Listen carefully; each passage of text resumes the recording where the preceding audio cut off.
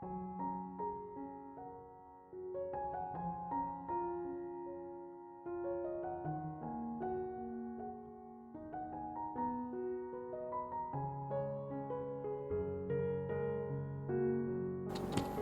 Ibu, saudara-saudari, adik-adik kaum muda yang terkasih, Shalom. Apa kabar hari ini? Semoga Anda semua tetap diberikan rahmat kesehatan dan sukacita. Kembali pada hari ini saya mengajak Anda untuk mendengarkan dan merenungkan firman Tuhan. Mari kita siapkan hati kita. Tuhan sertamu dan sertamu juga. Inilah Injil Yesus Kristus menurut Santo Lukas, dimuliakanlah Tuhan.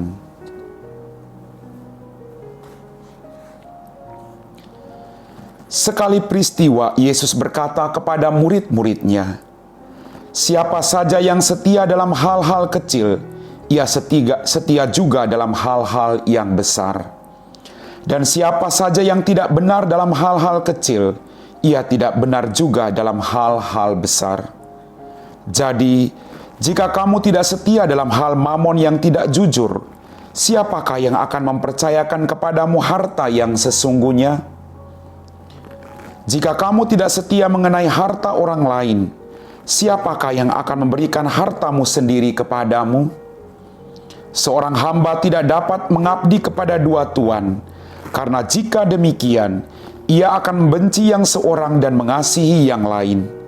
Atau ia akan setia kepada seseorang dan tidak mengindahkan yang lain.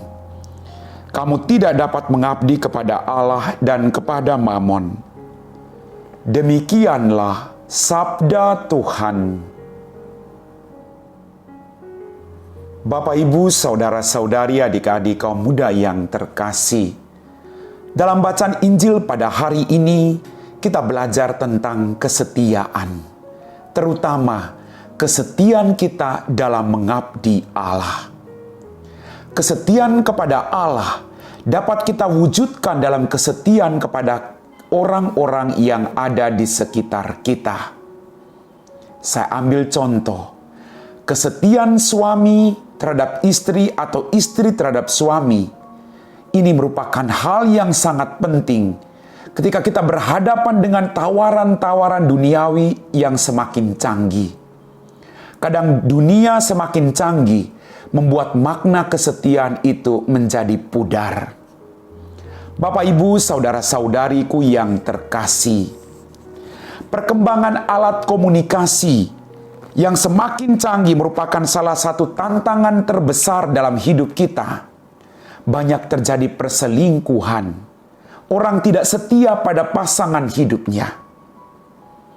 Maka bacaan Injil pada hari ini mengajarkan kepada kita untuk setia kepada Allah dan diwujud nyatakan kepada kesetiaan kita kepada pasangan hidup kita masing-masing. Menjadi seorang biarawan-biarawati dituntut juga untuk setia menjalani ketiga kaul itu dengan baik.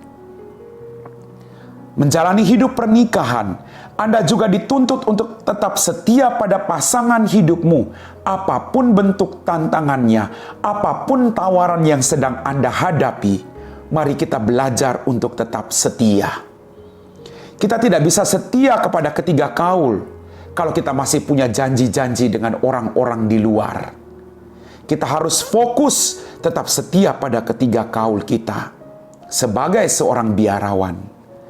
Sebagai orang yang menikah, apapun tawarannya, mungkin orang mengatakan rumput tetangga jauh lebih subur. Anda harus setia pada pasangan hidupmu.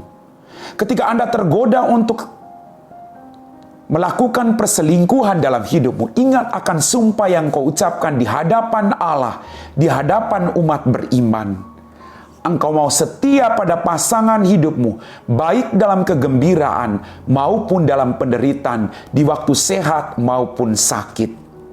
Maka mari, Injil hari ini mengajarkan kepada kita untuk merenungkan makna kesetiaan kita kepada Allah yang harus kita wujud nyatakan dalam kesetiaan kita kepada orang-orang yang Allah titipkan kepada kita.